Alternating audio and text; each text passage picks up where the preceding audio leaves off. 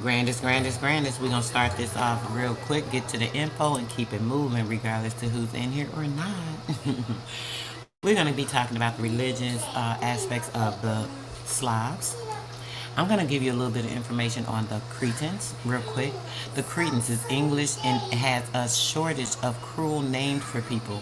And one of them was Cretin, which is what you call someone who is very, very dumb in the head. These are Cretans. Back before cretin meant a stupid person, it was a medical term for a physical deformity that came from a specific disease. Surprisingly, the root of cretin is the Swiss French word crestin, which means Christian. Cretin means Christian. It seems that people back then wanted to remind themselves that even though Cretans look unusual, they're still humans who deserve kindness. Knowing that makes it hard to use Cretan in a mean way. But there are plenty more rude words you could use. Cretan actually comes from the Western Alps where the poor soil led to many people suffering from an iodine deficiency.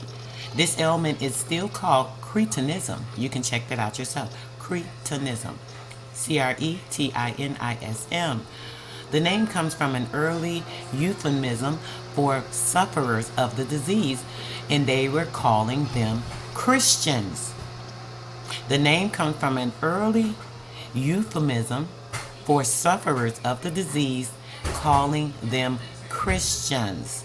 As a reminder that despite their bizarre appearance and behavior, they are still Christians' souls. Christian souls. As with most euphemisms, it eventually took on a pejorative meaning, as did idiot and moron. So, when listening to the aspect of that, guys, you have to understand, right? Let's talk about a couple of things. So, the deficiency, when there's an iron deficiency, the deformity within the person itself because of having that deficiency, these people were Cretans. The Cretans, which meant Christian. This is where the Christian word derives from, deformity. And then when we're thinking about the Slavs and the Slavicians, we're going to get into that information. Let me read this to you guys real quick. We're going to get into penmanship. I want you to understand a couple of things when it comes to the indoctrination and the mental stagnation that happens with us when it comes to these religious aspects. I'm going to read a couple of things and then I'm going to get into the information of the Slavs, okay? I'm looking at penmanship. Just give me 1 second.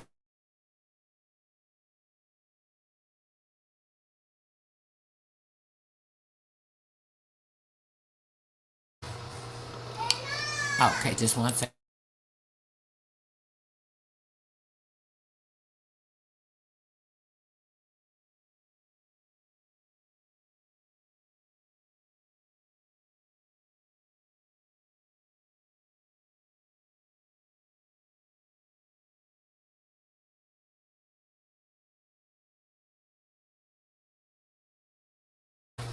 Okay, and when it comes to penmanship, it is from the Britain Old English word pen. Pen means heel and pen hold. A habitational name. It's a habitational name.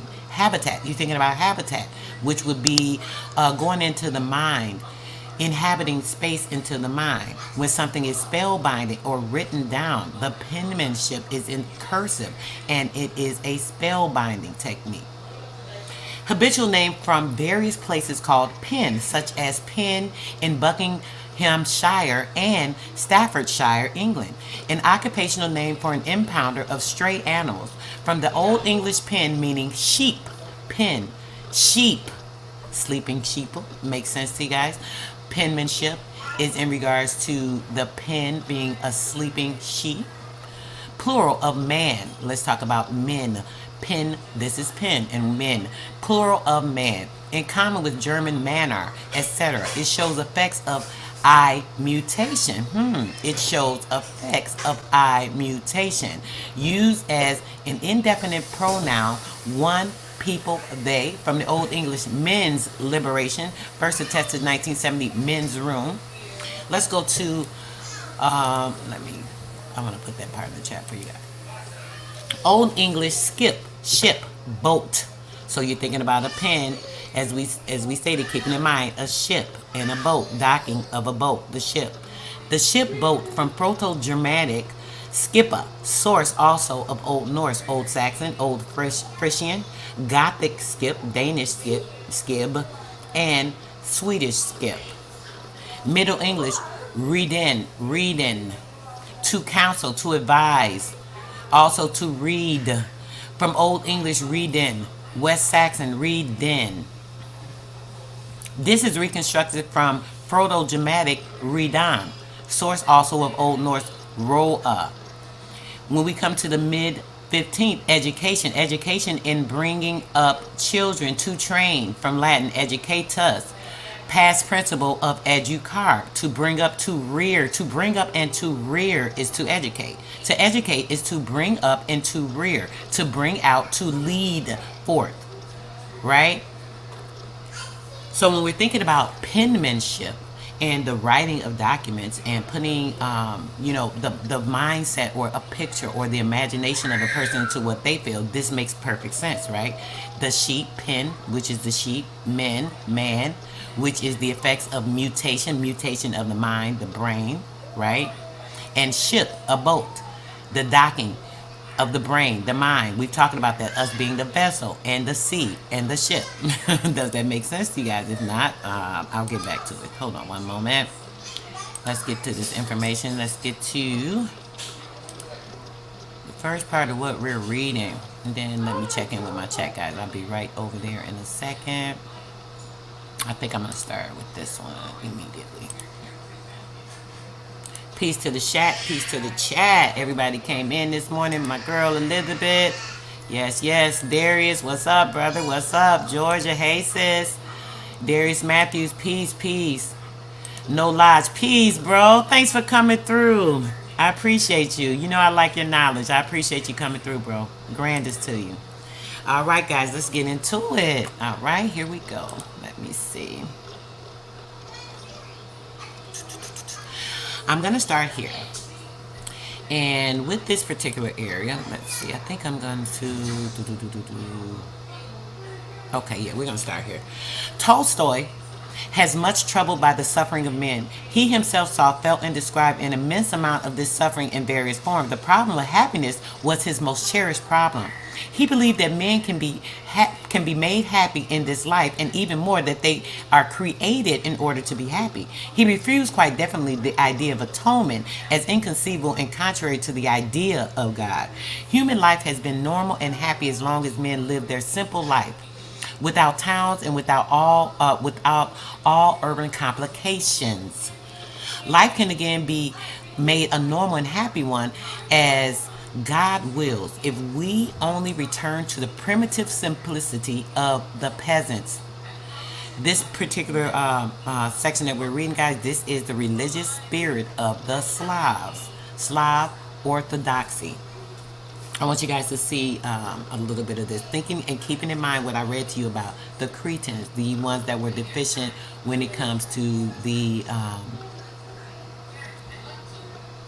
iodine. Actually, you know what? I think I should have started up here, guys. Let me go back. I was reading and I left this down here in happiness and I started there, but I think I should have started up here for you guys to see this. I'm gonna go at least right here. The Holy Synod. We're gonna retract, guys. Let me go back. The Holy Synod, from their point of view, thought that the past is the very foundation of the present. Keep this in mind. The past is the foundation of the present. In order to create a past, there has to be a foundation that is created for that particular past, right? And bringing that to make it intercede on the present, right? The present and the future, and that in separating us from the past, we are as an uprooted plant. Separation causes you to be uprooted from where you are grounded, your foundation, right? Condemned to inevitable death while in continuing the world drama, we are going the only possible way. The beginning of sin is this drama is in Adam. The beginning of sin is this drama is in Adam. And as we know, we're speaking about the atom, which is the physical self, the cells, the atoms within the body, right? The beginning of salvation is in Christ. We cannot live without taking notice even of the life of Adam and without connection our life with Christ and all the other millions of human beings between those two milestones, between Adam and Christ, Christ and us, are greater or smaller foundations or conditions or even disturbances of our own life. Now, we have the complexity of this all figured out already, right? We know that that is within us. Let me do this way. We know that that is all within us, and we are the ones that are in control of our foundation by our building. What are we building our foundation with? Are you putting things into your mind that are going to build you up, enlighten you, and break portals? Actually flushing out falsehood, information that's not pertinent, so that you are actually dwelling on things that do not elevate you or lighten your mind to where it needs to be. So what we have to do is make sure that we're understanding that the religious aspects of things are literally a mental stagnation, because it takes you away from the true self and what the actual Christ part is, to allow you to be caught up in something that is GMO. Let's say that a GMO spirit, which is your subconscious, the subconscious having control over you, because now you filled it with a multitude of things. When you're filled up with a whole lot of things, and you have to kind of decipher what's what, so on and so forth, these type of things will actually keep you stagnated and growing to actual truth. Keep that in mind. I want you guys to see a little bit of this, and then I'm going to get into another piece of information. Okay, let's go fast forward. I want you to hear that part about the atom. Now, we're going to start here. The Holy Synod was not opposed to the happiness of men, but they did not believe either that happiness is attainable in this world. This is what they told the Indians in Nebraska, right? There's no happiness in this world. The happiness is in heaven. And if you guys can go on and be saved, then you can leave everything here, that therefore passing over death, and then going into heaven, haven, which is in the mind, taking you out of the mind. The spirit is the mind is the spirit. You are the spirit, you are your mind. That is the actual man that controls you, the man inside of your brain. Okay, so with these things, we have to understand that a lot of these things are built to construct things in your mind that gives you another picture. We're in a dramatic theatrical world right now. So if you don't realize that or understand that, there's going to be a lot of things that are going to keep you away from the space you need to be as far as elevating. Okay, most of the people over here, you guys are already aware of these things, but for anybody that comes in, I want you guys to understand this, because it's very important. Okay, did it not occur quite in the beginning of the world's history that there lived on earth two brothers, Cain and Abel, two farmers without any burden of culture and with all the Tolstoyan, I'm sorry guys, I'm not familiar with that word and it looks really weird, Tolstoyan simplicity of life. Yet is it not reported that one killed the other? Life is a drama. Life is a drama, a tragic drama, even and not at all the metaphysical immobility or a quasi-mobility, or even an internal circulus vicious, Lord, some of these words, what is this? Vicious. I'm not familiar with that, guys. I know I'm pronouncing it wrong because it looks very strange. There are three stages of human life. The first stage before the sin, in God-like naivety, like the nativity. The second in sin, and the third after the atonement. Life is perfection when there will be a new earth and a new heaven. We are in the middle stage where life means sin and atonement. Therefore, in the most tragic stage, life is first and third stages made consistently entirely in contemplation, but the life which we are actually living consists of deeds. The life which we are actually living consists of deeds, of sins and virtues, of the struggle between good and evil, of suffering and purification, of a tragic heroism of atonement. Dreams about the reality. It was not until the decline of the glorious Byzantine Empire that the Slavs embraced Christianity. Check this out. It was not until the decline of the Byzantine Empire that the Slavs embraced Christianity.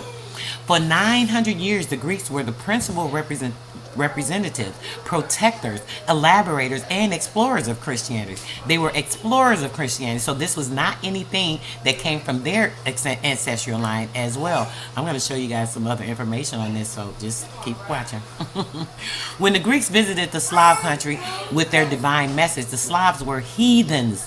When the Greeks visited the Slav country with their divine message, the Slavs were heathens. Their heathenism was like a confusing dream. Nature stood before them with its contradictory forces. Nature came against the Slavs and their heathen behavior. The primitive Slavs regarded all the forces of nature encircling a human creature as being alive and stronger than the creature. All the forces, whether friendly or unfriendly to man, are man-like, anthropomorphic, and none of them are indifferent to human life and doings. The practical conclusion come to was men must give sacrifices to both of them, to the good and the evil, to the good in order to encourage them to be more good, to the evil in order to induce them to be less evil. It was necessary to pray equally. It was necessary for them to pray equally to the good and to the evil gods. The best worship was the best balance between the good and the bad spirits, not to offend any of them, but to be reconciled with all of them. I've heard this a lot within the conscious community, the balancing of good and evil, so on and so forth. This is something that has come up. Let me put this in here. When the Greeks visited the Slav country with their divine messages, they were heathens. Let me check into the chat. Joshua Benjamin, peace, brother. Thanks for coming in. Peace, peace. All right, and let's get to it. Skillful diplomacy was indeed needed in worshiping all the terrible, invisible representatives of the force of nature, seemingly fighting around man and because of man. And man are too weak to take their part decisively in one or other fighting camp. Everything useful or beautiful for men was regarded as being possessed by a good god or spirit. Everything dangerous and unfriendly was considered to be possessed by an evil god or spirit. The supreme god, Perun, their god, supreme because the strongest, was considered as acting equally for good and for evil. The curious fact is that the supreme divinity in every pagan theology was imagined to be acting equally strong for good and for evil, as Zeus, Jupiter, Wothan, Zeus also is the same thing as the Christ. Wothan, you cannot call Zeus or Jupiter or Wothan or Perun a good god, but Zeus is connected to the Christ, right? But only a mighty God with Christianity came into the world, including the Slav world. Decisiveness and every confusion disappeared. The Slavs learned to know that they could not serve two masters, but only one, and that they had not to balance between good and evil, but to straightway on the side of good. Reality as a dream. The Byzantine emperors promised to the Serbs peace and land in their empire in the Balkans if they accepted the Christian faith, and the Serbs accepted the Christian faith. They had to accept the Christian faith in order to obtain that peace. The emperors Basil and Constantine agreed to give their sister in marriage to Vladimir, king of Kiev, if he would embrace the Christian faith, therefore bring the Christian faith to the Russian kingdoms. If he embraced their faith, they would give the sister over. This is more of the Shell had 200 slaves served for a community. And they was okay with that. Ain't that something? Okay. Okay. And King Vladimir embraced the Christian faith. He was happy to embrace it. Anybody that came into this doctrine, it was easy to convince them to, go into this doctrine, right? These may be considered very petty motives. Yet, this was not the price to tie the mighty idol Perun on the horse's tail and to carry him into the water of the Dnieper. And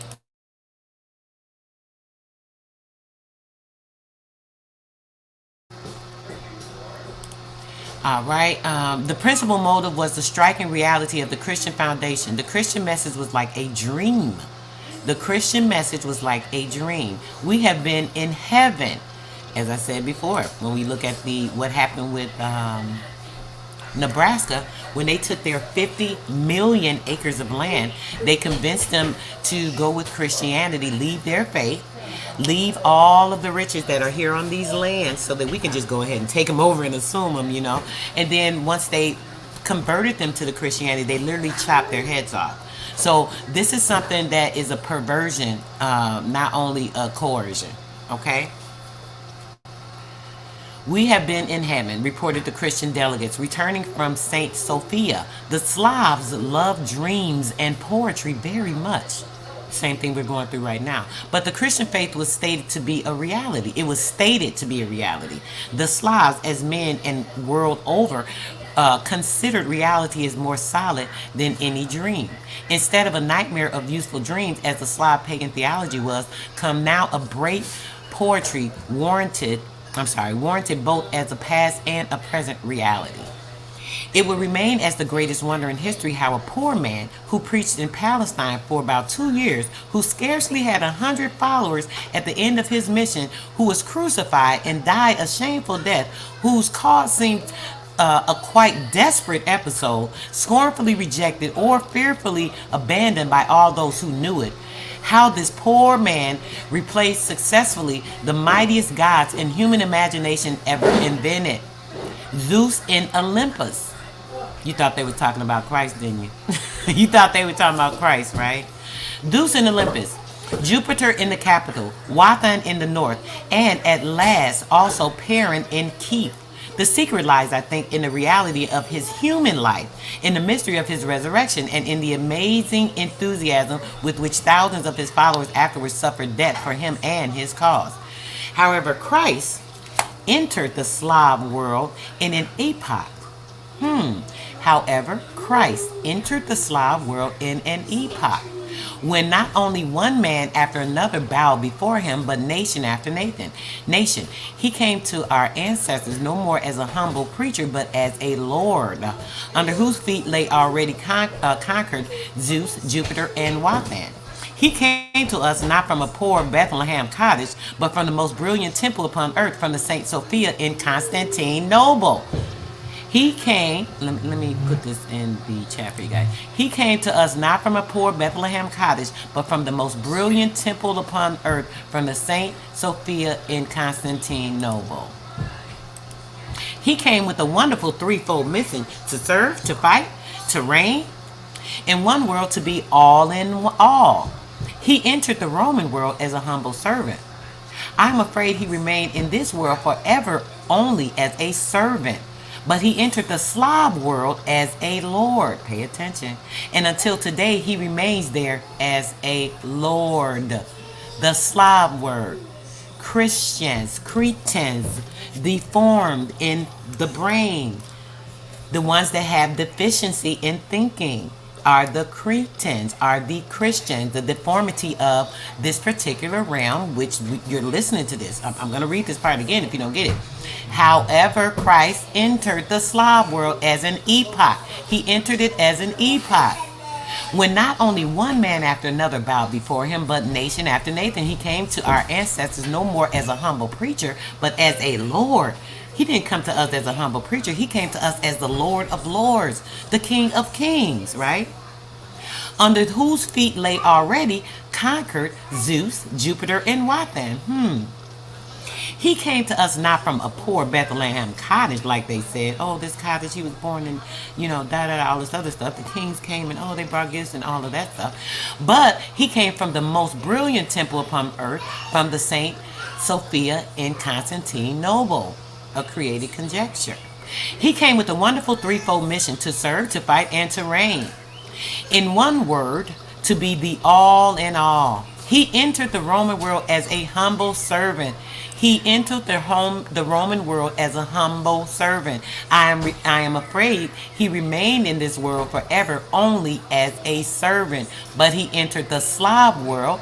Would the Slav world be the Cretans, the Christian world? He entered the Christian world using Christianity with enslaving And unto today, he remains there as Lord.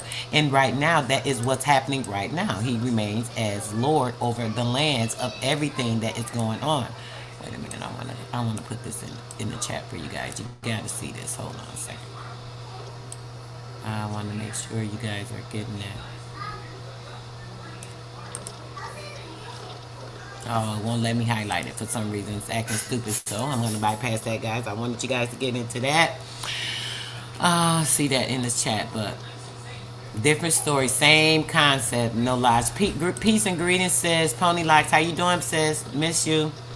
Haven't talked to you in a while. Hope everything is great, dear. Yep, different story, same concept, bro. Crazy, right?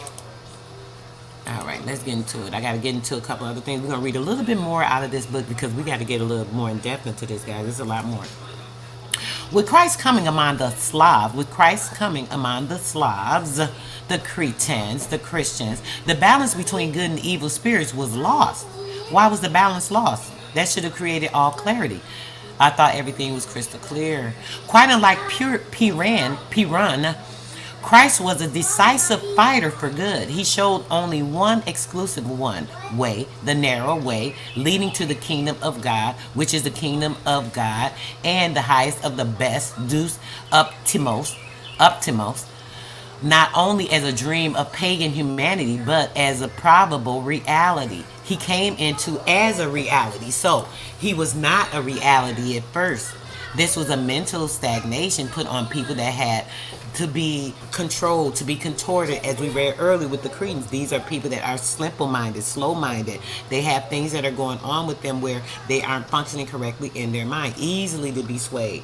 So there was a provocative statement that brought the Christianity into their mind, and they seemed to follow it, not understanding, especially being somewhat of a confusion as to whether it's a reality, is it the truth. If a person doesn't have the correct spirit mind, or they're not even thinking clearly because they are deformed in their thinking in their brain, they wouldn't be able to know the difference between what's true, what's real, be able to discern within themselves anything that made any sense, because this is all a part of their particular realm. They're going through so much.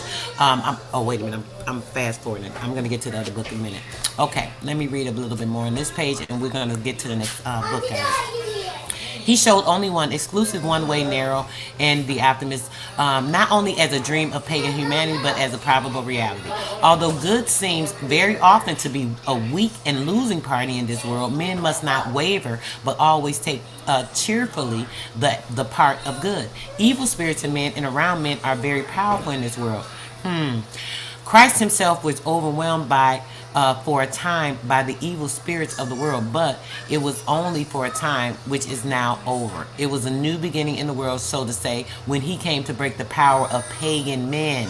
But it was all the same thing, the same religion, just transformed into something else. But the diffusion in a person's mind, when they're not able to decipher information and see what's going on, they didn't even see the reality of that. Hold the balance between good and evil spirits, and to stop the serving of two masters. The start was very unpromising. Stop the serving of two masters. What is the two masters? The two masters would be serving of the Christ and serving of oneself. But if you don't have the sincerity within yourself, you're not going to be able to pull out everything you need within yourself to see your light, to shine bright, to walk into your Christhood, to be able to enlighten yourself, to actually bust open portals so that you're able to see that you are walking in the spirit. You are part of that same spirit, right? The start was very unpromising. He was trodden down and he got up and proved himself the victor. He came now as a victor to the Slavs. He came as a victor to the Slav. This is what happens in Christianity now today. People are going through things, and when they're having a hard time, not able to live life the way that they choose to, they are dependent on something else to assist them. They don't think that they have the strength to make the changes. They don't think that they have the ability in their mind to actually have the go all to commit themselves to making things change in their lives. So they'll blame it on on outside sources. But if you're doing that, you're not able to assume the responsibility, learn something that can actually advance you. So this is not really a good thing to be looking outside of yourself for a solving of an issue, for the solving of confusion, for the solving of anything that's going on. Because if you're looking outside of yourself, how can it get done? You're the one that can do that. All right.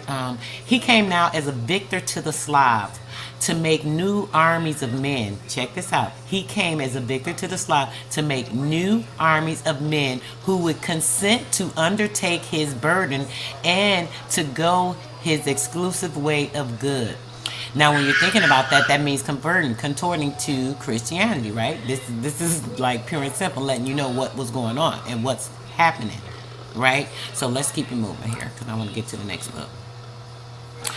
He came claiming everyone, telling each one not to be ashamed, as it is wonderfully expressed in the English baptism formula. Manfully to fight under his banner against sin, the world, and the devil, and to continue to Christ's faithful soldier and servant until his life's end. I'm going to stop right there. Y'all get the gist, right? Let's get to this next book. I gotta get all this information on this one video, and y'all gonna see where I'm coming from.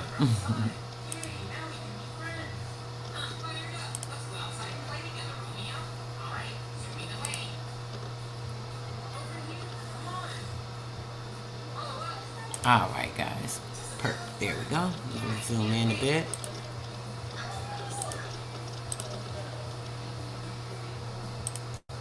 Okay, Slav Orthodoxy, right? The Holy Synod and the Tolstoy, whatever that is.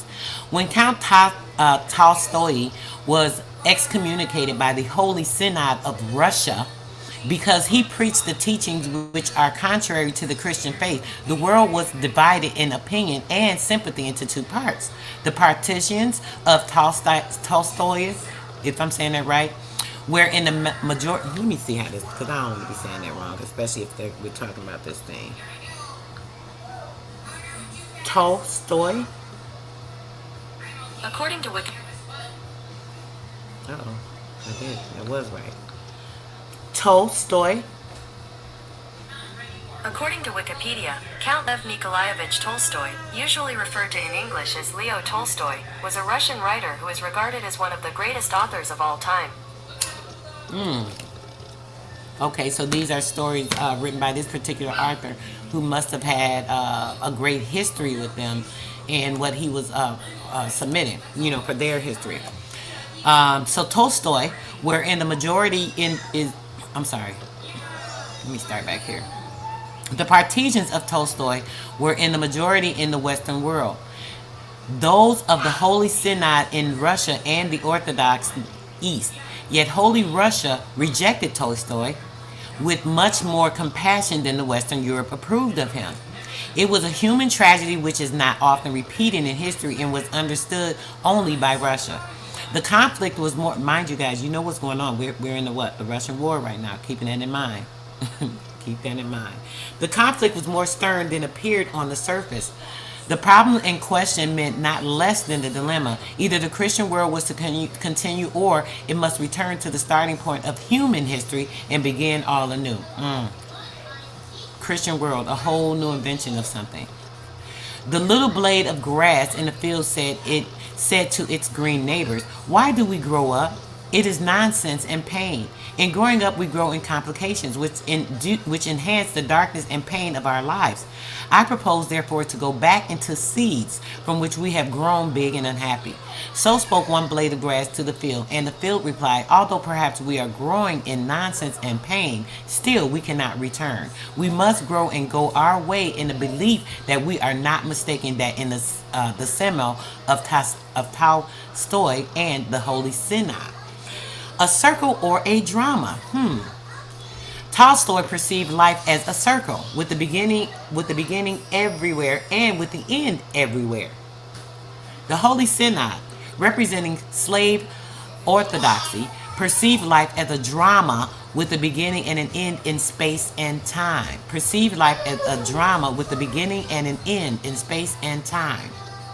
From his point of view, Tolstoy thought it possible for mankind to stop a mistaken course of things and to begin anew, to cast away all the burdens of culture, of state, of church, militarism, worldly ambitions, the vanities of towns, and to draw the curtain on the past and to come back to the field and forest, to plow and sow, and so to listen to the life of nature and to live with nature and God in unison. The Holy Synod, from their point of view, thought that the past is the very foundation of the present and the future, and that in separating us from the past, we are as an uprooted plant. Check this out. This is very important. Condemned to inevitable death.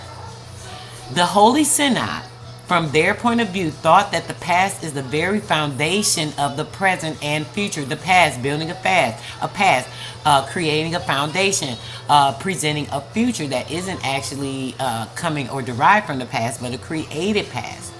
And that in separating us from the past, we are as an uprooted plant. By separating us from the past, we are as an uprooted plant. If you're an uprooted plant, you will not have nourishment. You will not be connected to the soil in which to grow and edify yourself. So if we are disconnected from the land, this keeps a person disconnected from themselves because you're not edified, you're not nourished properly, so on and so forth. Condemned to inevitable death. While in continuing the world drama, we are going the only possible way.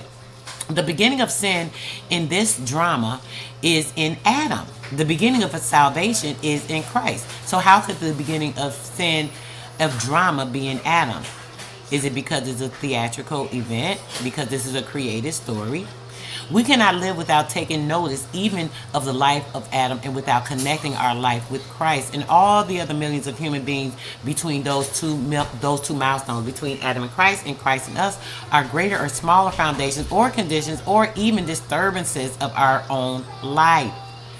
My understanding is against your traditions, said Tolstoy. Our traditions are against your understandings, replied the Holy Synod. But that was not all. The difference existed always in views of happiness and atonement. Tolstoy was much troubled by the suffering of men. He himself saw, felt, and described an immense amount of this suffering in various forms. The problem of happiness was his most cherished problem. He believed that men can be made happy in this life, and even more that they are created in order to be happy. Of course, he refused quite definitely the idea of atonement as inconceivable and contrary to the idea of God. Human life has been normal and happy as long as men live their simple life, without towns and without all urban complications. Life can again be made a normal and happy one as God wills if we only return to the primitive simplicity of the peasants. The Holy Synod was not opposed to the happiness of men, but they did. The Holy Synod, keeping in mind, I'm going to read the next piece of document is going to talk about a little on the representation of bringing this information and Christianity, the Pope, and a couple of other things, just to show how this was going against everything that he said. The Holy Synod, and that is the king, the popes, everything that came into effect, bringing Christianity onto everyone to take over the minds of men, so on and so forth.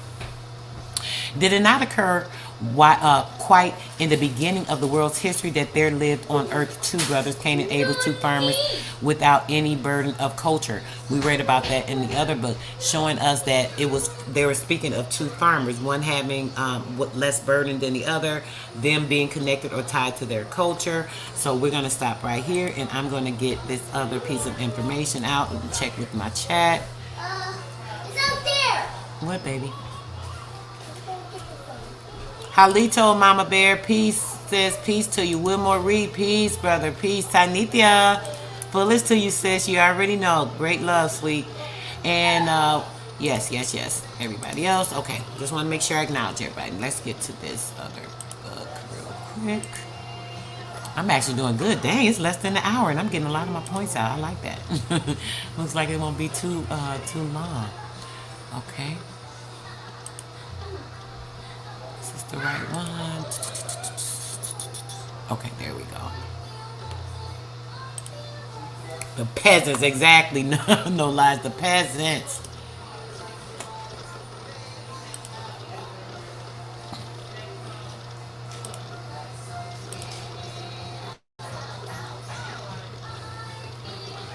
All right, guys. Give me about 2 seconds, guys. I'll be right with you. Let me grab something real quick.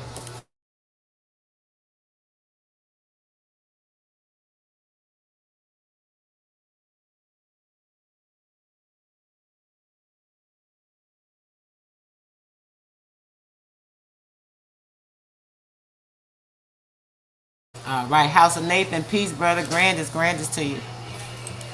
All right, yes, guys. Let's get to it. Okay. Now, we're going to read a bit of information. This is from The Mystical City of God, Life in the Virgin Mary Manifested. Okay? Check this out. The first pope officially to take notice of the Ciudad de Dios was Pope Innocent XI, who on July the 3rd of 1686, in response to a series of virulent attacks and machinations of some members of the Sorbonne, known to be Jansenists, issued a brief permitting the I'm sorry, guys. I'm so distracted. Let me focus here. Permitting the publication and the reading of the Ciudad de Dios. Similar decrees were afterward issued by Pope Alexander VIII, Clement IX, and Benedict XIII. These decrees were followed by 2 decrees of the Congregation of Rites, approved by Benedict XIV and Clement XIV, in which the authenticity of the Ciudad de Dios as extant and written by the venerable servant of God, Mary of Jesus, is officially established. Check this out. I just want to know if this makes sense. These decrees were followed by 2 decrees of the Congregation of Right. And the vulnerable servant of God, Mary of Jesus, is officially established. How can something be established if it was already there from the beginning? Doesn't make sense. Does not make sense. This is the establishing of Mary. The great Pope Benedict the 13th, when he was Archbishop of Benevolent, used these revelations as material for a series of sermons on the Blessed Virgin. This was in 1713. The Bishop of Cesena in Italy, objecting to the publication of the City of God, was peremptorily, Lord, these words, some of these words, guys, I'm sorry, and if it's normal to y'all, I'm sorry, I'm not used to them. Ordered by the Holy Office to withdraw his objections as interfering with the decree of Pope Innocent the 11th for the Universal Church. The process of canonization of Mary of Agreda was promoted by the Spanish bishops and other eminent men of the church soon after her death in 1666. It has resulted so far in securing her the title of the Venerabilis, thus clearing the way of her beatification, for which let us hope God will soon raise a promoter among the many pious and eminent men who hold an esteem to her writings. Hold on one second. Yeah, here we go.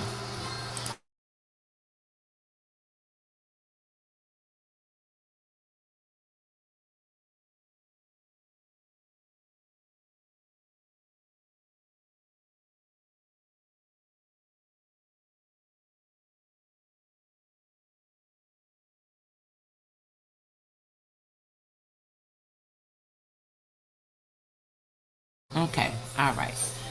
Okay, guys. See you later, Mia. I see you later, Mama.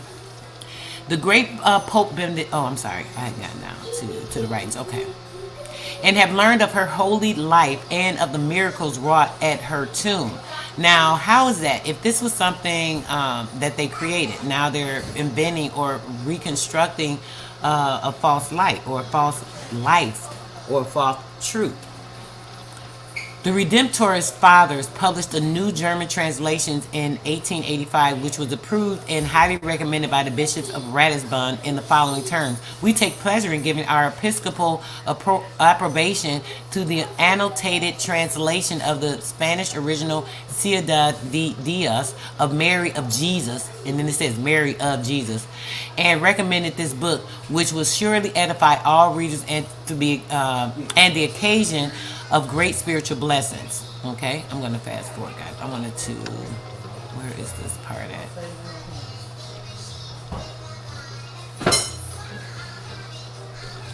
Hold on, guys. Okay. All right, here we go. This is crazy. Introduction to the life of the Queen of Heaven. So they say Mary, the Queen of Heaven, taking over the mind state.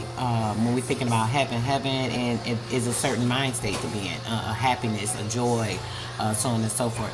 Given the reason for writing it and explaining other circumstances in connection therewith. I should not be astonished to hear myself condemned as audacious, foolery, and presumptuous by any person who will begin to realize, if realized it can be, and I, a simple woman who is of herself but sheer weakness and ignorance, and who is on account of her sins most unworthy, has resolved and attempted to write of divine and supernatural things. The condemnation would be the more justified in these, our present times, in which the Holy Church, our mother, is so abundantly supplied with teachings and holy men, so rich in doctrines, and the holy fathers of doctors, the holy fathers and doctors. In this our most opportune age, when every prudent and wise person full of holy zeal in the spiritual life are disturbed and troubled at the least mention of the higher life, looking upon visions and revelations as most suspicious and dangerous paths for the pursuit of Christian perfection. If no excuse can be found for such an enterprise in itself, or even for an attempting things that are so far above the superior of what man can hope to compass, and so far beyond all human capacities, that we can only conclude that to undertake them is either a sign of perverse judgment or the result of an activity far surpassing all the human power. As faithful children of the Holy Church, we must confess that all the mortals, not only with the use of all their natural powers, but we must confess that all the mortals, not with the use of all their natural powers, but with the simultaneous use of all the common and ordinary graces, are but incapable, and as it were, mute and ignorant weaklings for so difficult an undertaking, as to explain and describe the hidden mysteries and magnificent sacraments which the powerful arm of the Most High has wrought in their creature whom as his mother, as they say. So as you guys see, hold on a second. Actually, I do need to read this part. Let me keep it going. Of his mother, where is that?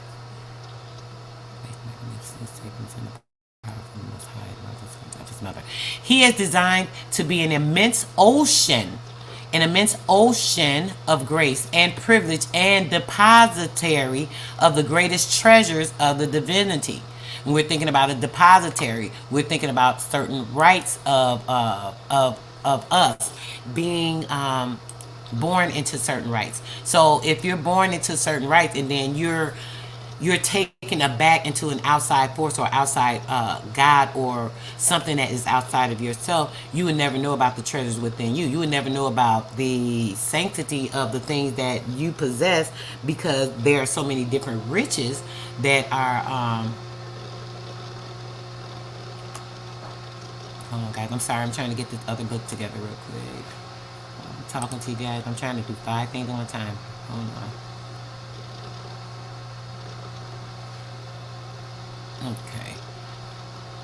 I think this might be...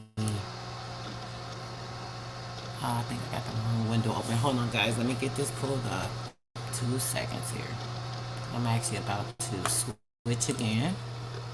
I just want to read you guys a little bit of that so you can see how they take this Mary and made her into something that was so sanctified, but everything is inside of us. And going into this, hold on a second. I think I'm a little out of whack with some of my books, guys, that I wanted to go into the order. My grandbabies was here. It was so much going on. I'm trying to read to y'all. I didn't want to change this again, but I'm going to get into this right now. Okay. Let me see. I might have to start at the first page so you guys can get it. One moment.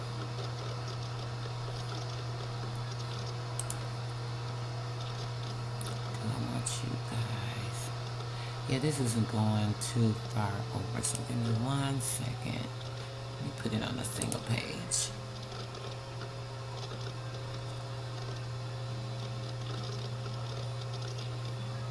Alright, let's see.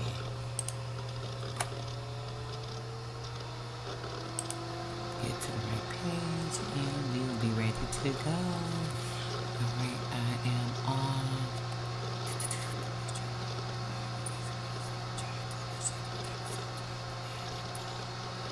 Where is it? This is not the right book. Damn it. Hold on, guys.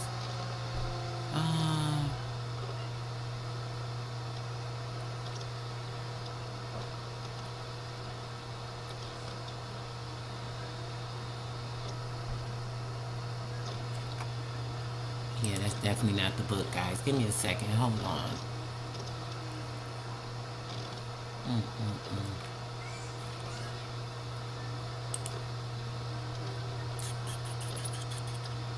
Lord, I got this freaking thing. I left the TV on. Hold on, guys. I gotta turn this off. I'm getting so distracted. Too many things going on. Hold on a second, guys. Let me turn this TV off that these babies was listening to. These damn nursery rhymes.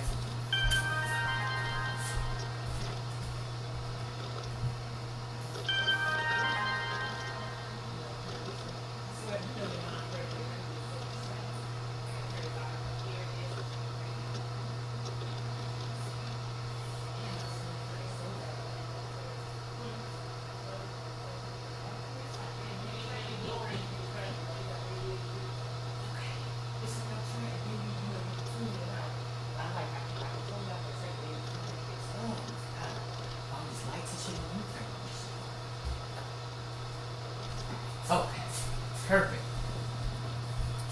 Got some quiet now. Your girl can focus. All right.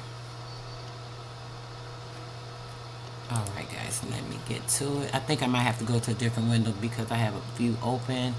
There's a book I wanted to read next, and hold on. I think this may be it, but I gotta double check.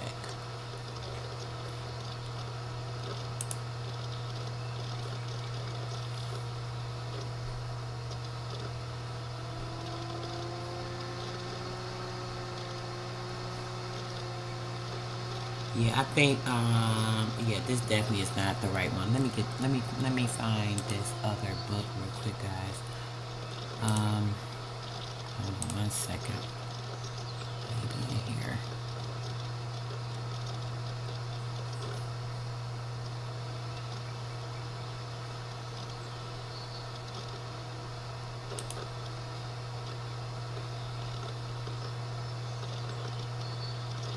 Okay.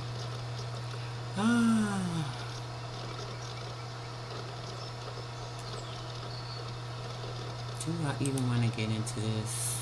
Oh, I wanted to get into this, but I said I wasn't. Alright, I'm going to have to. Okay, hold on a second. I found the book I was looking for, guys, so give me 1 minute. Gotta make sure I get to the right page, and we will be all set. Okay. I want to get into the dramatics. All right. Okay, guys. I got it. Yes. Okay, now let me see. I'm just trying to find the right page I wanted to get into.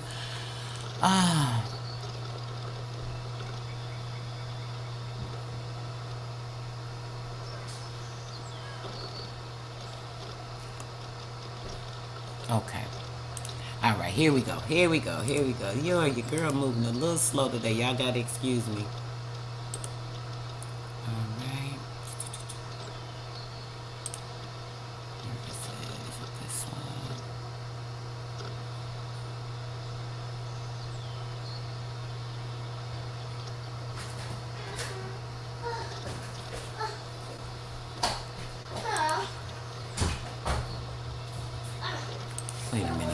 just, oh, it was in the other window. I forgot it was in the other window. Hold on, guys. I gotta get it over here to where we are. Yes, baby. Keep open. Let me see. Okay. There we go. All right. Goodness gracious, I swear. Everything seems to be going so smooth. Let's not start right now. All right.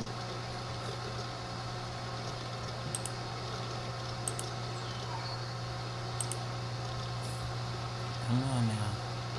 All right, there we go. I think that's it.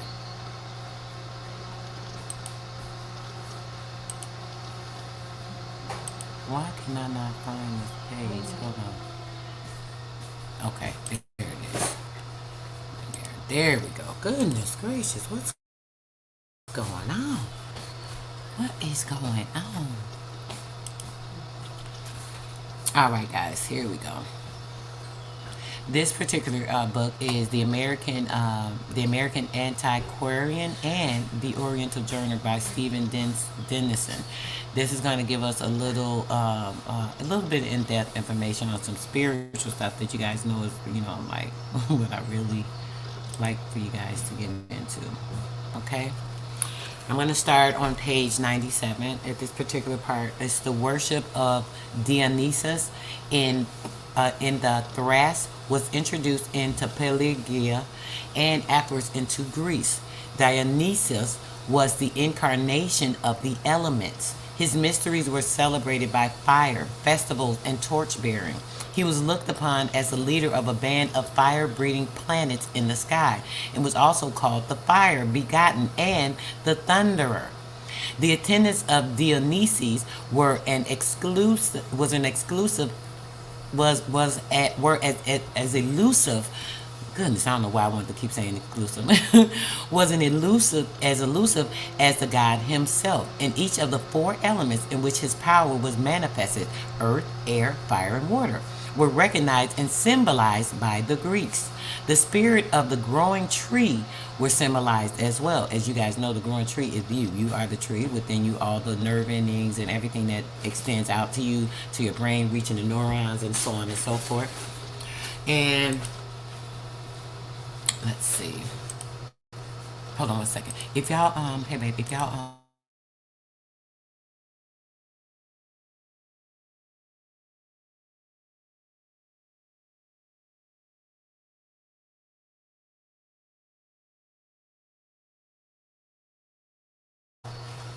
all right, guys, and let's see. He was looked upon as the leader of a band of fire-breathing planets. Where is that? Dionysus was included. I said power. Okay. The spirit of the growing tree was symbolized too by Dionysus, for on one bas relief a palm tree shows on the right and a fig on the left, symbols which came from a primitive worship of trees. Small effigies of the god were often suspended from the branches of the forest trees. These were supposed to have come from Thrace. The Greeks were poetic and dramatic rather than logical in their theology, for in the charmed realms of their great gods, where they suffered, struggled, hoped, and helped, the idea of character of the perfect man, building the character of a man divine, a human god, was gradually welcomed and has been the idea of many centuries. The religious ceremonies of the Greeks, like those of the Babylonians and the Egyptians, were mainly out of doors, and their temples were shrines in which their divinities were placed. One such temple, devoted in Cybele, now in ruins, was situated in Pargia. It shows the tenacity of the legend, for while the style of architecture is among the latest, the name carries us back to an early period. The meter always represented the nourishing power of the earth, and yet the fact of the Perun was seized and carried off by Pluto to his dominions shows a deeper significance.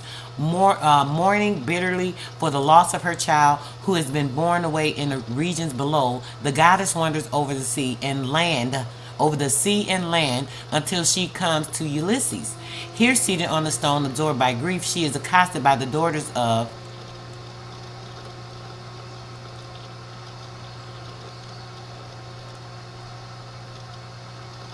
the Eleusinian king Elias, and by them brought into his house, where she finds a home and becomes the nurse of his only son. Throwing off her garment of humiliation, she exhibits herself in all her majesty and prescribes the rites to be observed in the temple. To be observed in the temple, which is to be built in her honor on the hill above the fountain. The myth was localized in the town of Ulysses. A temple to the goddess was erected. The ancient sanctuary was marked by a solemn procession and a great feast lasting 9 days. The nature of the mysterious doctrine set forth is manifestation and symbolization, which describe the revivification of the earth after the death of winter. The death of winter. This symbolization assumed forms which would explain themselves even in the uninitiated. The Elysian mystery were practiced out of doors and consisted mainly in the procession which took its way from Athens to Eleusis, a distance of 15 miles. It is to be noticed here that nearly all of the religious ceremonies of the ancient nations of the East were attended with processions.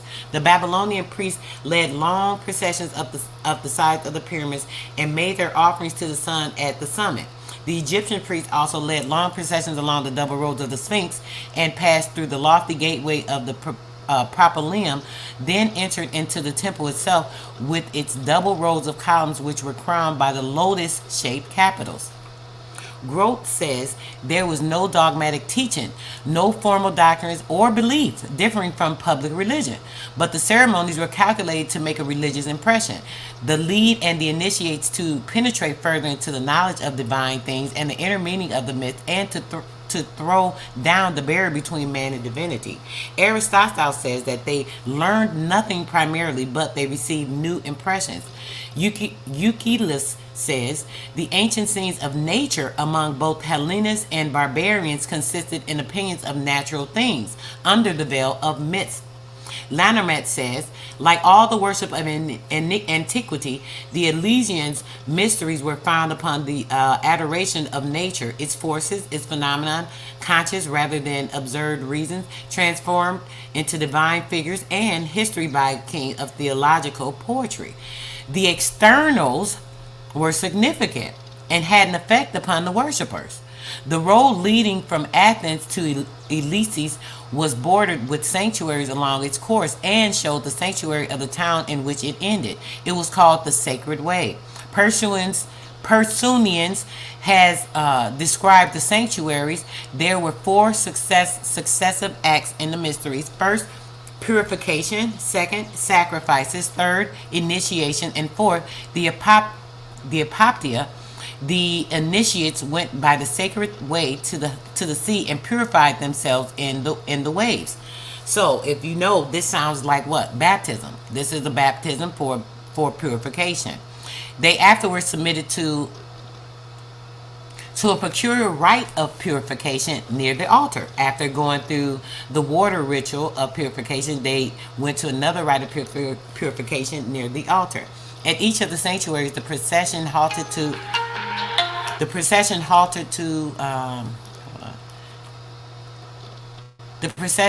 where was I at? That distracted me. The procession halted to offer sacrifices and to sing paeans. A lighted torch was one of the principal symbols and form of the sanctuaries come forth under their gleams. The procession did not arrive until a late hour at night, but was guided by the light of 1,000 torches. Sacrifices were offered. Bulls were led unbound to the altar, and the ceremonies ended with drinking the mystic fluid. What was the mystic fluid? The act of drinking had a nature of sacrament. Sounds like they're talking about blood to me. The initiated presented themselves wearing a crown of immortals and holding in the hand of Thersus a richly ornamented staff, thus representing the heroes who became the supernatural types of Hercules and the Ascuri.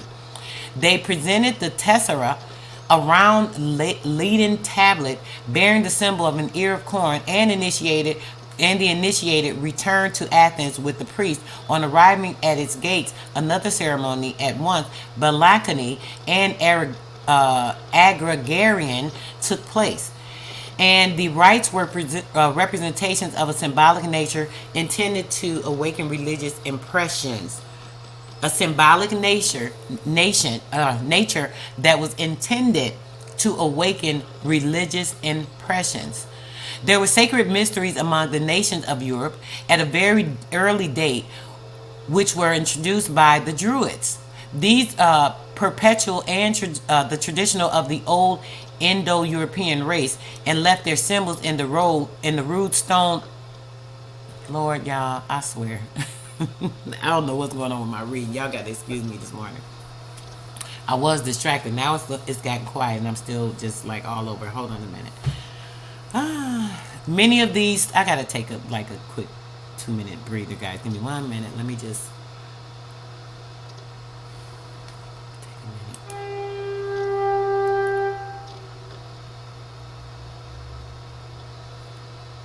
Okay. Many of these, okay, let me see. There were sacred mysteries among the nations of the Europe, and they were early date, which were introduced by the Druids. These perpetuated the traditions of the old Indo-European race and left their symbols in the rude stone monuments, which are scattered over the continent. Many of these stone monuments are found along the sea coast of France and Great Britain and as far east as Denmark and Sweden. Some have held the opinion, and they were introduced by the Phoenicians. The Druids were a very peculiar people, about whom very little is known. They are said to have practiced their religious rites in the midst of the forest, and it is maintained by some that they practiced human sacrifice. The mistletoe was the sacred plant and a chief symbol of the Druids. There was a symbol of sun worship, which is full symbolization. This system reminds us of those which existed in the Far East, but an impenetrable mystery hangs over it. In Armenia, the fire priests were wont to interpret the will of the gods from movements observed in the branches of trees. The Assyrians read the future in the rustling of leaves. The old tree oracles prevailed in Italy. The Romans attached such importance to tree omens, for when Rome was invaded by the Gauls, the voice out of the groves of Vesta warned the Romans. Let me put this in the chat. That seems really interesting. I'm gonna have to check that out. The Scythian soothsayers practiced divination by means of the bark of the linden tree. The Germans divided by means of a branch cut with the tree. Divining rods were used by the Druids, and the ceremonies of the Druids were as sacred and mysterious as those of the Greeks at Ulysses. The monuments of Great Britain were open-air temples and were probably devoted to the worship of the sun, but the various elements were included. The monuments of Stonehenge are made of different colored stones, called sarsen, which were brought from a great distance. The ceremonies.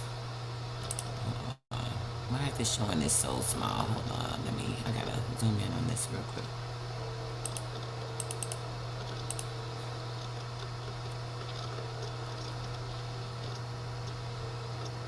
So this is an excerpt that they're showing from another book called The Secret Societies and Sacred Mysteries. So we're going to read that real quick.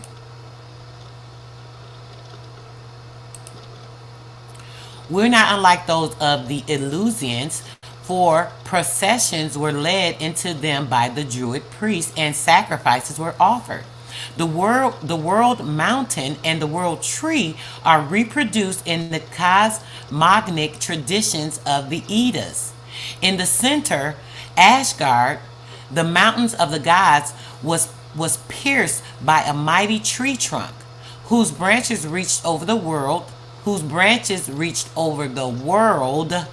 and supported the sky, the stars, and the clouds. The tradition of a universe tree is found in China and Japan. And mind you, even in the Bible, you guys have read that the trees that reach the heavens, so on and so forth. I believe it's in Ecclesiastics. The Arabians represented the zodiac as a tree with 12 branches, therefore the 12 disciples, okay, of which the stars were the fruit. A similar idea appears in the apocalyptic tree of life, which yielded 12 manner of fruits and bore fruit in due season. It is interesting to find similar traditions current in the New World. According to the cosmology of the Sia Indians, there was in each of the 6 regions of the world, north, south, east, west, zenith, and nadir, a mountain bearing a giant tree. Lord, here I go again. Let me read that part over. According to the cosmology of the Sia Indians, there was in each of the 6 regions, so there were 6 regions of the world at this time, north, south, east, west, zenith, and nadir, a mountain bearing a giant tree. 6 trees were specified: spruce, pine, aspen, cedar, and 2 varieties of oak. In the spring, at the foot of each tree dwelt one of the 6 cloud rulers, each one chosen by the Arch Mother to intercede with the cloud rulers to send rain.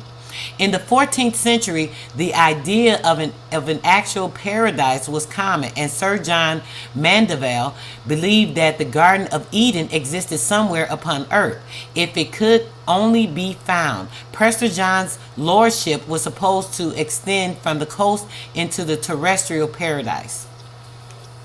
Let me save this page, because I'm going to look up that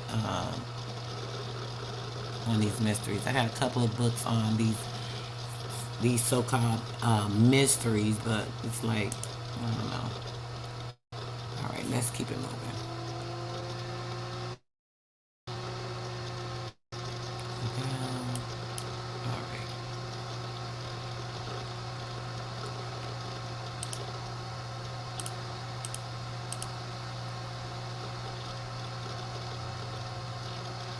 Okay, so I got to go back up here to finish what was said here. Okay, it says that, okay, the ceremonies was enclosed by a wall covered with moss. Many other medieval stories could be quoted. Oh, this is huge. Many other medieval stories could be quoted in which the traveler claims to have found paradise. Plato's story of the lost Atlantis belonged to this class of legends. The search of Ponce de Leon for the fountain of youth was another result of this same belief. Columbus in this third voyage came upon a spot which corresponded with the description given in the earthly paradise.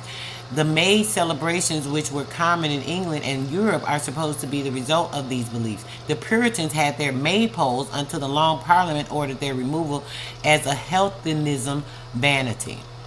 There was a prehistoric origin to nearly all of these customs. The gods and spirits of the far-off times had their abodes in the groves and manifested their activity in the trees. These ceremonies, different as you guys have heard of, like the skull and bones, the grove. You'll hear them talking about how they do these rituals in the grove, so on and so forth. This is what this is referring to. Actually, let me put this here before I forget. Red Squid, peace, brother. Peace, peace.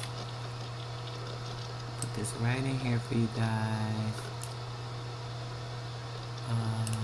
And for myself, because I'm going to do a little research on this. Squid's always doing something with these trees, brother. This is like showing the thing. All the wrenches. See, here we go with this wrench thing again. What the heck? Let me see. Let me go on the page and see. Hold on, guys. I just want to check. This is like the third live I did where people saying their wrench is not there. I don't know what's going on, guys, but oh wow. Well, it's not everybody. House of Nathan always had a wrench. I don't know what happened to his wrench.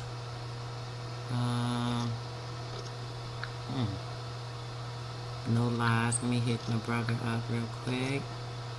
Gotta get House of Nathan. I don't know what happened to the wrench, bro.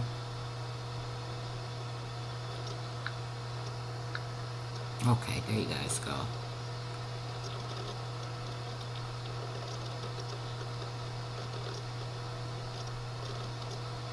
Enoch's been coming through. Let me wrench you up real quick, bro. Darius, I don't know what happened to yours. Georgia Peach, how she ain't got a wrench? So yeah, something happened, guys, but yeah, I got it fixed. Alright, so here's the second part of that.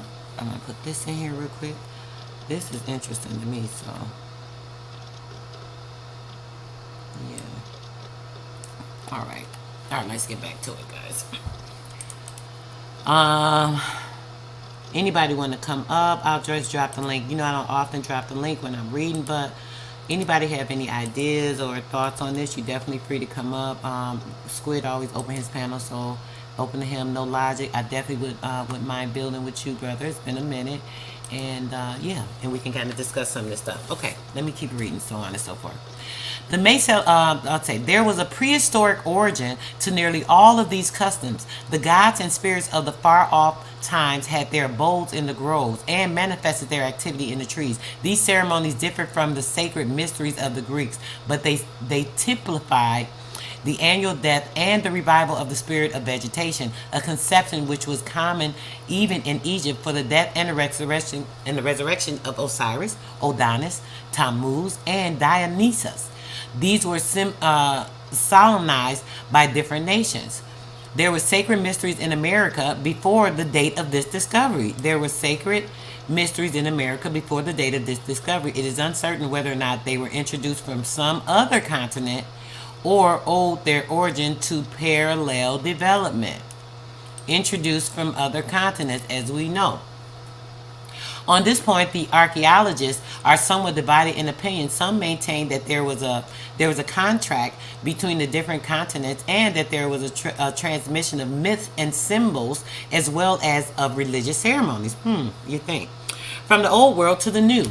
The fact that the tradition of the flood and the story of the serpent and the story of the creation resembled that which is found in the scriptures existed among the different tribes favors this idea. There are pictographs and symbols of the tree of life and the first pair among the tribes of the southwest, as well as pictures of the flood and the new creation among the eastern tribes.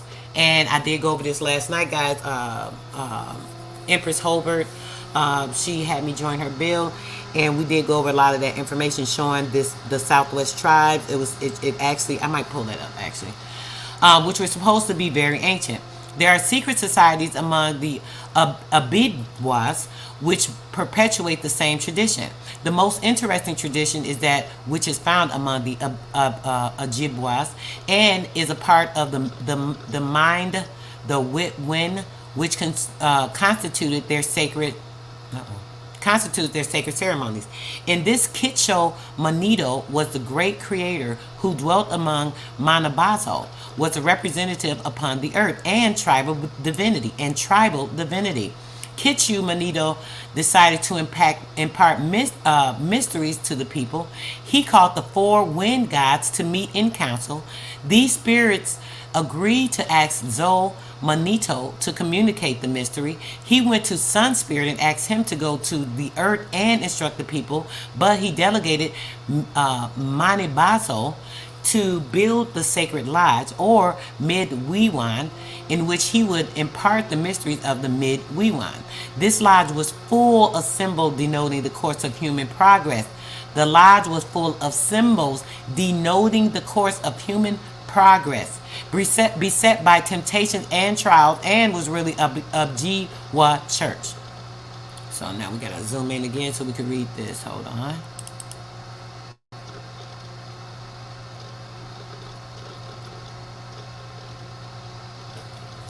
And also the place where the mysteries were taught and to which candidates were permitted to enter and pass through the 4 degrees by which they would be able to tread the crooked path and finally enter the ghost lodge. The crooked path. Only way to enter is the straight and narrow. The interior of the Mid-Wiwan is shown by the cut.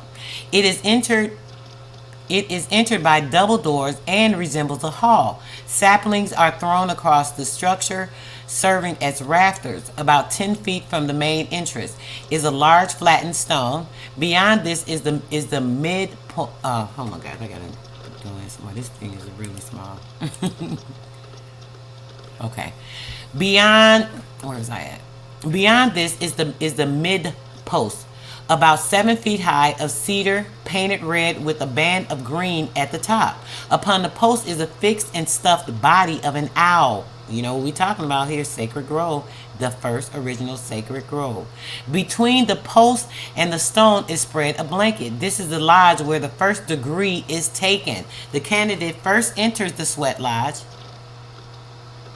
and takes a beaver bath and receives instructions. Presents and gifts are not presents, Lord. Presents and gifts are made to the individual members of the society and a fee to the officiating priest. Tobacco is furnished, and the meaty priest sends a whip to the points of the compass, east, south, west, and north. Slowly, with an expression of reverence, the stem of the pipe is pointed upwards as an offering to Kitchi, Manito, and downwards to the earth as an offering to Nokomis and grandmother of the universe. This one's faded out. I can't read the word, guys. I'm sorry, I can't see the letters. A small white shell is extracted from the mid sac. The traditions of the Wewin is given, and the ceremonies of the shooting of Megas is explained. Songs which have been memorized are reintroduced or reproduced. Each song occupies from filtering minutes to half. Oh no, that must be 15. Yeah, it is. It's faded. 15 minutes to half an hour. The songs relate to the sky's divinity and sacred emblems. The mid secrets, the knowledge that comes from the heart, and medicine which comes from the earth, the rain, the sky, and is given by the superior thoughts. So, as you can see, these are tribal things that have actually, I'm saving this as well, that have actually been taken over and used in a different analogy for these sacred grove meanings that they're making now. The things that they're doing with all these, what do you call it? I know what I'm talking about, Lord. These people with these rites and, so on and so forth. Yeah, let's get back to it. Let's finish up this part. There's plenty of this medicine. It gives power to see and brings life. When the appearance of the sky is favorable to initiation, a clear sky is a sign of favorable divinities. If it is unfavorable, the rain song is resorted to. The priests commence it with their mid drums. When the second degree is conferred, a lodge similar to that of the first is erected, in which there are 2 posts instead of 1. The second post is painted red, and over it are spots of white, symbolic of the sacred midges. Upon admission to the new degree, the candidate receives the protection of the Manido, but the magic influence is directed by the priest. It takes possession of the candidate's joints. In the first degree, the sacred midges is shot into the head and heart of the candidates. The shell by which the sacred midges is imparted is held up toward the east, north, west, and south of the sky. The songs are related to the clouds and the mountain, and the midges is placed upon all the joints of the candidates. In the taking of the third degree, there are 3 posts in the lodge. Upon the top of the third lodge, which is painted black, is placed a stuffed body of an owl. New medicines are added to the list, and new presents are distributed. So this I guess this is kind of going over the same thing in that the other information. It's showing you the older book, and this is a revision. I'm going to say this one as well, showing that actual Sacred Grove Temple. That's what it is, Sacred Grove Temple of the Tribes. So yeah, it looks like they took all that information, if you guys can see that, and started transferring it and using it for their own benefit, the same way they did with religious aspects of things. Tony Furlow, peace, brother, peace. Or the Dove, peace, peace, peace. Thanks for coming through. Nice to see you guys in the chat. Okay. I am going to get to something else now, guys. So give me 1 second to stop sharing this. And get something else pulled up real quick. I'm doing pretty good. I'm under about an hour and a half. So I think we'll be good at our 2-hour point. once I get to the rest of this. Hold on one second, guys. I'm looking for the correct window. And is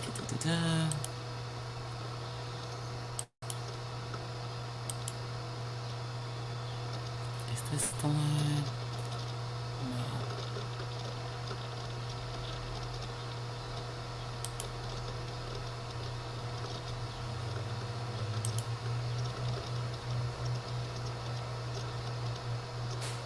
Okay. So when it comes to I'm gonna get into these family crests real quick. I hope within the next 30 minutes I can show you guys a lot of this information real quick. I wanted to get into this family crest information. Hold on one second. I'm gonna pull it up here. Okay. And I think I need to. I've been talking for a minute, guys. Hold on. We're gonna take a quick break. Anybody wanna, bear with me? I'd appreciate it. My mouth is like dry. I'm gonna make me a little bit of tea. I'm about to get into the family crest. This is a book of family crests of almost every name, like literally. So I'm gonna start. Let's see.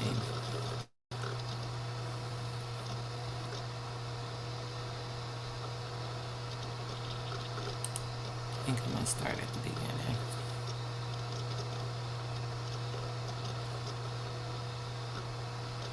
Okay, so yeah, this is talking about the restoration. Let me see.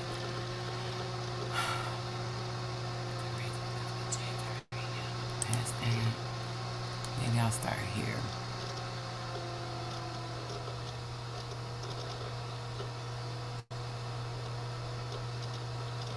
Okay, yeah, this is probably the best page. The single view layout.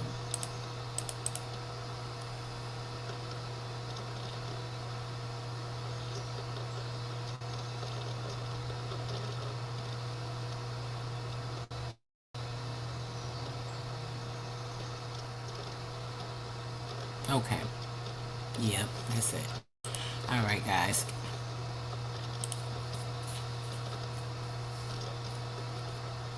Let me just drink a little bit of my cold coffee. It's my third cup of coffee this month, and I'm gonna let over half of this freezing, and I don't want to warm it up. Hold on a second. Okay, we're gonna talk about. As I said, this is the book of family crests, comprised of almost every family. And I'm going to read a little bit of some of this information. It says that visitations continue to be made during the reigns of Elizabeth, James I, and Charles I. And during part of the last reign, the College of Arms was in high repute. The great respect paid to its mandates and attempt, however, was afterwards made for its abolition. But this tended to an increased display of armed ensigns, especially among the nobility and the gentry who imposed the royal cause. During the protectorate of Cromwell, and Harold's College appears to have been a nullity. Yet even then, the emblems of honorable antiquity were not disregarded. Cromwell himself, after he had gained the supreme commander of the army, exhibited on his banners and bannerisms his paternal bearings, amplified with the numerous quarterings. And after his assumption of the protectorship, his arms are constantly displayed in the center of the national ensigns. At the Restoration, the heralds were reinstated in all their powers and privileges. In the succeeding reign, an effort was made, though ineffectually, to reestablish the court of civility and heraldry, continuing to be in a subject. Okay? A subject of interest. Visitations were still made, the last of which took place in 1683. It being then found to be most useless to issue commands without authority to enforce them and to threaten delinquents without the power of punishing them. The times were changed, and the dictation which had been submitted to in rudder and more warlike ages was more neither necessary nor possible.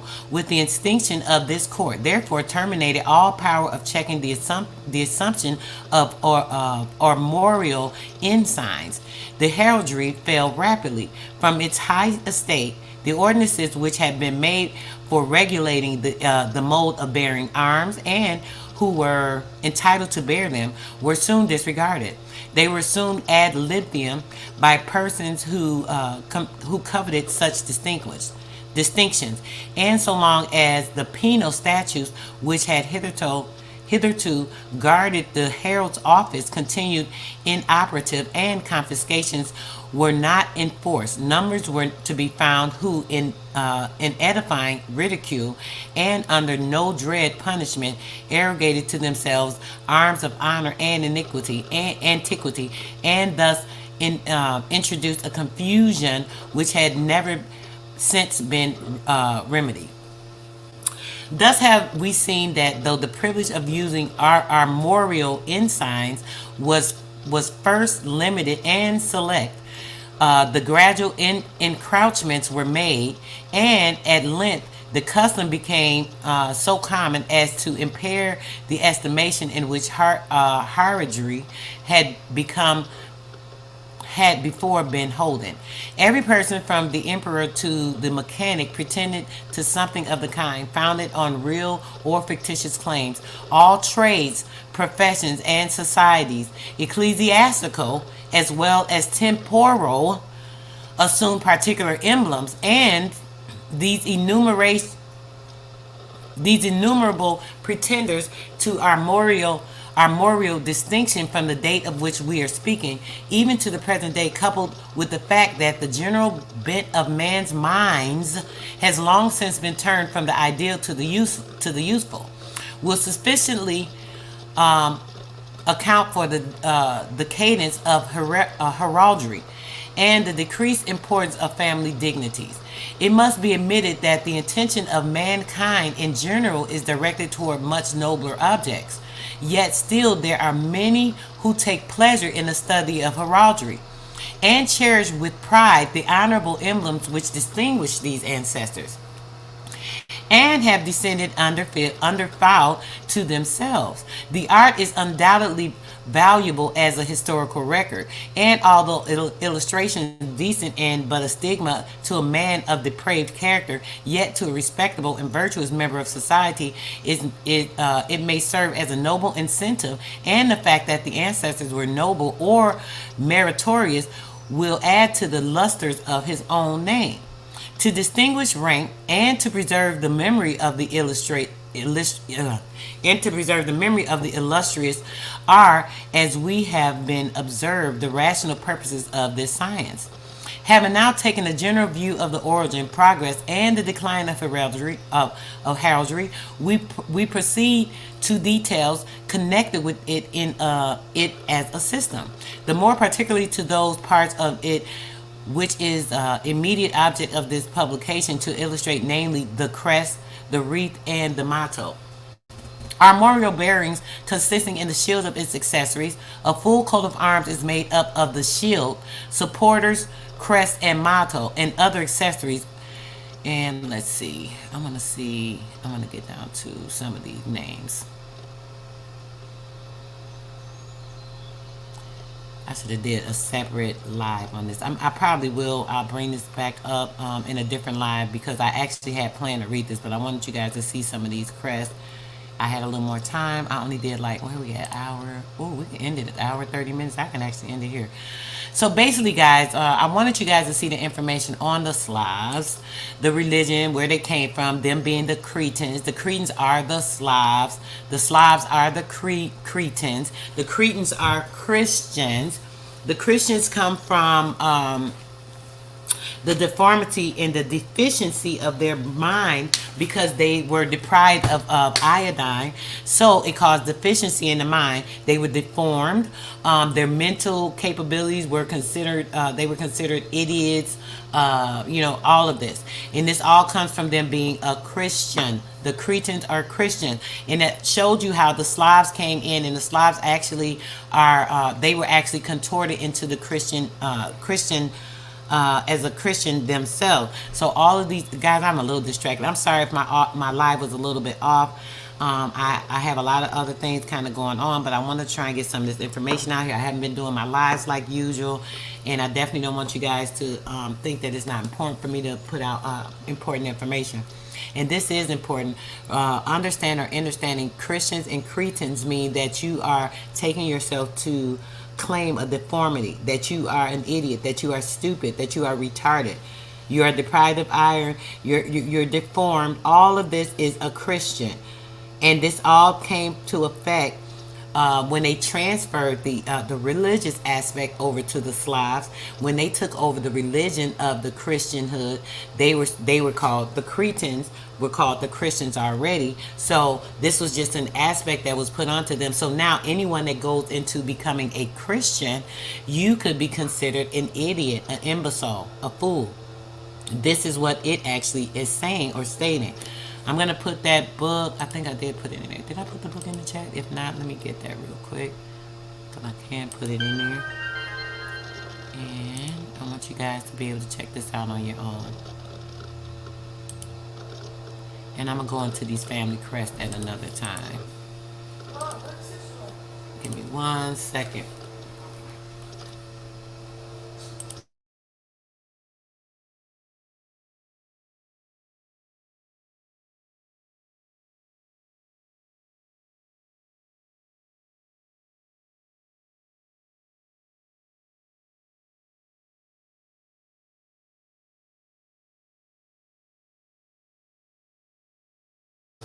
All right, guys. I have that in the chat for you guys. And yeah, I think I'm going to end it here at 1:35. This was simple. Just wanted to give you a little bit of background. I didn't want to read too much. I'm just getting a little overwhelmed as it is. I'm doing quite a few things, but I wanted to get that out there. The Christian. Make sure you guys are looking up that information on the Cretans. Let me go back up here in case anybody missed it. On the Cretans. Lord, these Cretans. The Cretans. The Cretans come from Western Alps, where the poor soil, deprived soil, led too many people suffering from an iron deficiency. This ailment is called cretinism. The name comes from an early euphemism for sufferers of the disease, and they called them what? They called them Christians. As a reminder that despite their bizarre appearance and behavior, they are still Christian souls. As with most euphemisms, it eventually took on a pejorative meaning, as did idiot and moron. All right, guys. Peace, love, blessings. I will probably bring some of this information back up. I wanted to just bring it out in another build. I have a build this evening. I'm going to try and do it. If not, I will have to, unfortunately, change it to another date. But I'm going to try and get in and do that today. Yes, peace and grand risings to everybody. Love, blessings to all. And I hope you guys are able to get a little bit of this information on this, to break down a little information you can maybe show to your family that are running the church every Sunday, praising things outside of themselves, that are, putting themselves in a idiocy format by calling themselves Christians, so on and so forth. But yeah, peace, love, blessings. I'm out.